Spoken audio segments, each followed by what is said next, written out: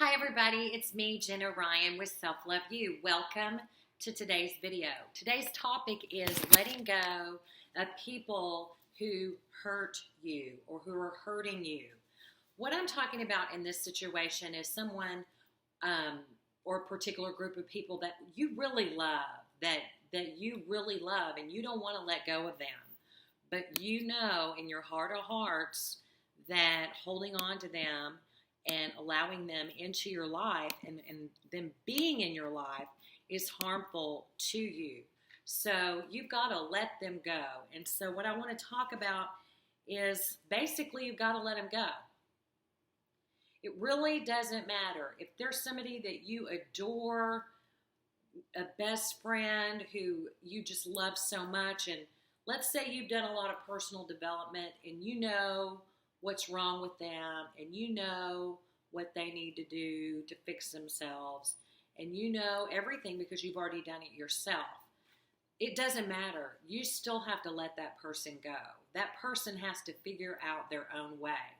Because if you keep hanging on to someone who is hurting you, that's the same thing as enabling them. Enabling them or being a victim in their game.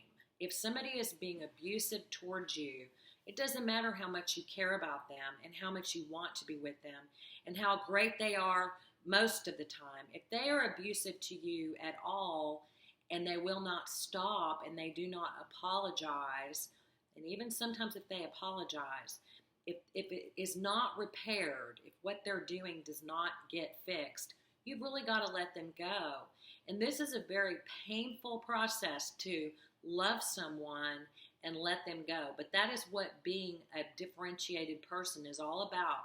If you really want to love yourself and you really want to reach your full potential, then you've got to let go of people that are abusing you and abusive towards you so that you can open your heart to other people and to good things for your life.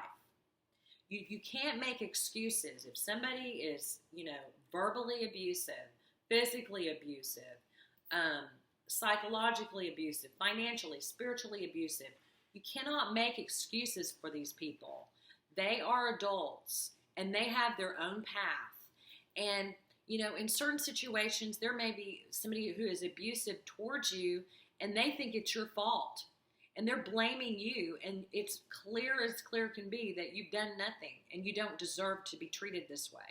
But in their mind, because they're not healed from their childhood stuff, they may blame you and they may treat you badly, and you may so want to prove to them that, hey, it was not me. I've done nothing. Look, buddy. Look, friend, this is not me. I care about you. I love you. I don't want to be in the middle of this. Unfortunately, you really can't do anything about it. People have to go their own path. People have to go their own way, and you have to let them go.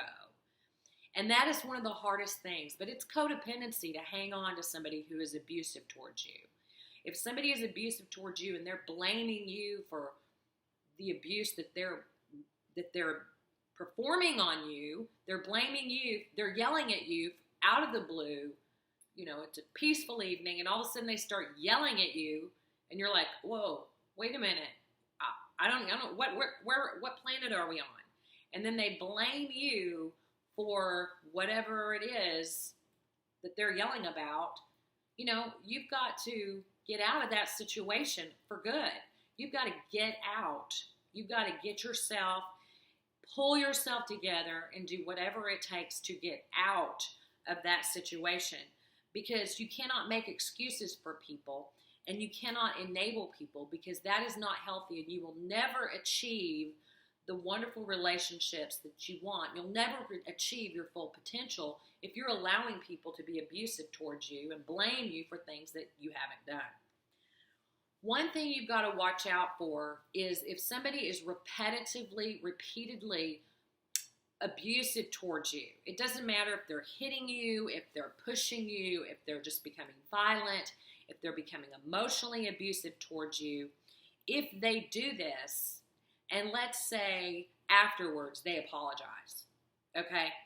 And then as the victim of this kind of abuse, you don't want it to happen again because you love this person so much. The last thing you want is for them to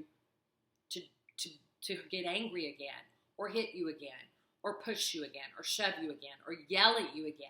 That's the last thing you want. So you'll do anything. You'll cook their dinner. You'll keep the kids quiet. You'll walk around on eggshells. You'll try not to make them mad. And this is called the Karpman drama triangle, where you have the persecutor, the rescuer, and the victim. And if you've got somebody that's abusive towards you, then that would be considered the perpetrator. And if you're sitting there cowering down and walking on eggshells, that means that you're the victim. And in those kind of scenarios, no matter what, you're always going to have a rescuer somewhere. And then people change roles, and one day you'll be the persecutor, and one day you'll be the victim, and then the persecutor turns into the victim. Really do some research on the Karpman drama triangle, because it is what it's an unhealthy family dynamic that people use instead of intimacy, instead of being real, instead of sharing their truth, instead of being able to share how they really feel, and to set boundaries against poor behavior and abusive behavior. They play these games. And what this is if somebody is abusive towards you and then comes back and starts apologizing for what they just did, or if they start blaming you and you as the victim because you don't have any boundaries set up, and you really probably don't even know what's going on because it's so freaking nutty. It can get nutty. You may be even blaming yourself, or the abusive person may be blaming you. But the key is and that would be called the cycle of violence. If you look it up, the violence cycle, look it up on Google and look at the images. There's some wonderful images out there that kind of explain the cycle of violence, the violence cycle, where it's like the violence happens, and then, the honeymoon phase where they're promising, and then the tension builds, and then again, they abuse again, and again, and again, and again. That's why you have to get out of abusive situations, because it's never going to stop. This person who has leftover childhood problems, pain from childhood, needs to get help. Now, a lot of times in the cycle of violence, this person who's abusive will bring flowers, will promise anything. So I'll go to counseling, I'll go to church, I'll go to AA, I'll do anything. Just please love me again. And then the victim of this abuse will say, okay, because you love them. And you want nothing more than for them to change. But they don't change. They don't change as long as you stand around and put up with it. If you're going to sit around and put up with it, they're never going to change.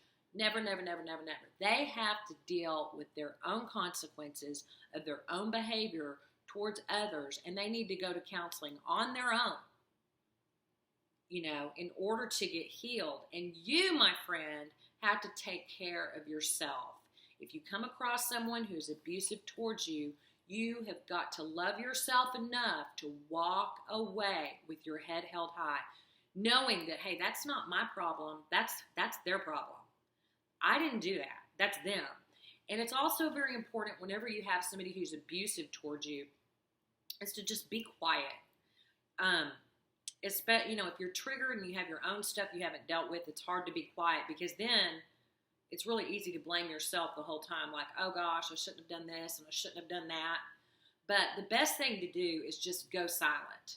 If someone has been abusive towards you and they're blaming you for their abuse towards you, and they're just being overall abusive, then you just need to go silent, because silence is a really good way to say, fuck off, motherfucker. No, I'm kidding. That was bad. Don't say that.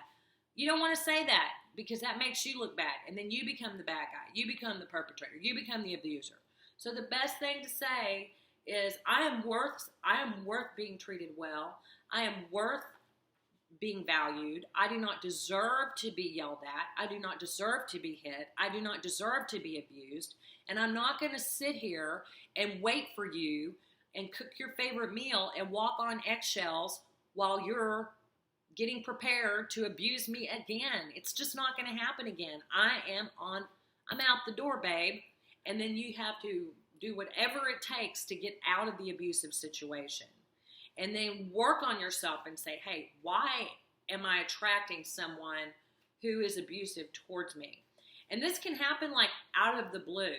It doesn't always happen, these cycles of violence don't always happen like the first week you meet someone or the first month or even the first year. It might happen after a year.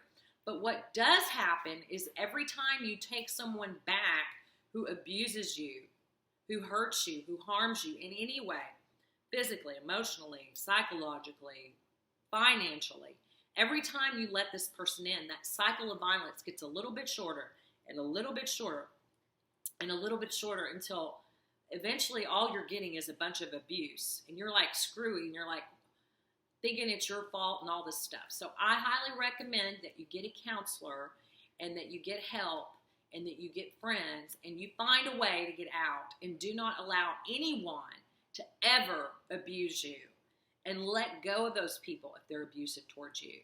Find help. Let them go. I know it's painful to let people go that you care about. There's nothing harder than letting go of somebody you really love. And you know, that person doesn't mean to be abusive. That person has a lot of excuses as to reasons why they get so angry. You know, he's so angry because he was abused as a child. She's so angry because, you know, she was abandoned as a child. He's so angry because his mom was a heroin addict. Whatever. But it doesn't matter. You can't make excuses. You can only take care of you. And you've got to let go of these people that are not taking care of themselves, because they will harm you and they will hold you down and they could potentially kill you. You could die. Not only in your spirit can die, because it's horrible to be abused in any way. And no one deserves to be abused. But you just got to let them go. And even if they don't see the truth, you just kind of have to say, well, they're not going to see the truth. And that really sucks. And I wish they did. But the faster that you're able to just release them and release your need for them to love you correctly, the sooner you can let them go, the sooner you can move on with your new life that's healthier, and you can find people that are better to you and not abusive to you. Because staying in an abusive relationship where someone's abusing you and going through the cycle and promising not to abuse you is the same thing as abusing yourself. You might as well, it's like people that, you know, cut themselves. It's the same thing. It's just doing it with relationships. So you guys, don't allow people to hurt you or harm you. I am Jenna Ryan. Come find us at facebook.com/selfloveyou. We have a private group that's really awesome. If you send me a message on Self Love You on the fan page on Facebook, I'll let you in the group. And I wish you all the best, and stay out of abusive relationships. Get the hell out. Find a way. Go to a shelter. Go to a therapist. Get around people that love you, that treat you well. You deserve to be treated well. You deserve to be loved. I'm Jenna Ryan. Self Love You. Talk to you soon.